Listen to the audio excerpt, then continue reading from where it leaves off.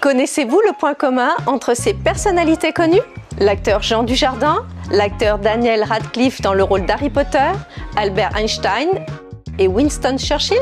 Ils sont tous touchés par la dyspraxie. Les dyspraxiques sont souvent considérés comme des grands maladroits, immatures, lents ou même fainéants. Ils peuvent même être traités de génie un jour et de cancre le lendemain à l'école. Face à la complexité de ce trouble, l'entourage est souvent confronté à de l'incompréhension, du manque de patience, de la colère et de l'épuisement.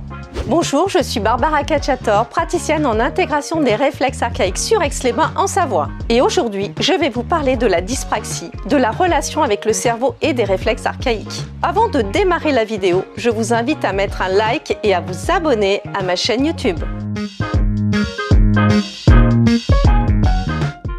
C'est un trouble de coordination des gestes et la capacité à se situer dans l'espace. C'est un handicap invisible, mais ce n'est pas une déficience intellectuelle. La dyspraxie correspond à une difficulté à réaliser certains gestes et actions volontaires et peuvent être associés à d'autres troubles tels que la dyspraxie visio-spatiale, des troubles logico-mathématiques, des troubles du langage, des troubles moteurs et que l'on retrouve souvent chez les personnes autistes. Que se passe-t-il dans le cerveau d'un dyspraxique? L'enfant possède une intelligence tout à fait normale, mais il est touché par un dysfonctionnement localisé dans une zone du cerveau et qui perturbe ses apprentissages. L'hémisphère gauche implique le langage, la lecture, l'orthographe. L'hémisphère droit, c'est plus l'orientation dans l'espace, la motricité fine, la coordination, les gestes. Et le cortex préfrontal, c'est le chef d'orchestre. C'est l'attention, la concentration, la mémoire et capacité à résister à l'impulsivité. Il existe beaucoup de types de dyspraxie et cela implique différentes zones du cerveau. Vous imaginez bien la complexité. Quels sont les signes caractéristiques de la dyspraxie? Ce qui paraît simple pour la majorité d'entre nous ne l'est pas forcément pour tout le monde. Apprendre à faire ses lacets, à s'habiller, utiliser une fourchette, tenir ses couverts, couper sa viande, verser de l'eau dans un verre, ou des difficultés à faire du vélo, attraper un ballon, sauter à la corde, faire du bricolage, difficultés à dessiner, écrire, manier le compas, la règle, le stylo, poser une opération sur une feuille. Ils ont parfois du mal à se repérer dans le temps, quel jour on est, ou se repérer dans l'espace, trouver la salle de classe dans un collège.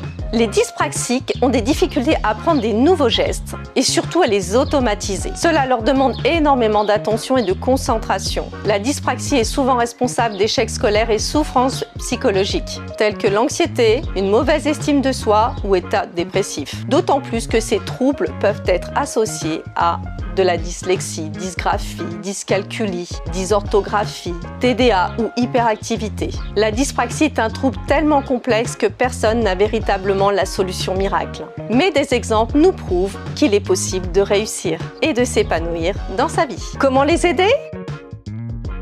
La dyspraxie a toujours existé mais n'était pas diagnostiquée. Il est important de faire des tests ou un bilan neuropsy. Il existe des prises en charge telles que l'orthophonie, l'ergothérapie, la psychomotricité, l'orthopsie, la podologie. À l'école, les enfants peuvent bénéficier d'adaptations, des outils pédagogiques, un ordinateur, du temps complémentaire. Les parents trouvent également des moyens de compensation pour faciliter la vie de tous les jours.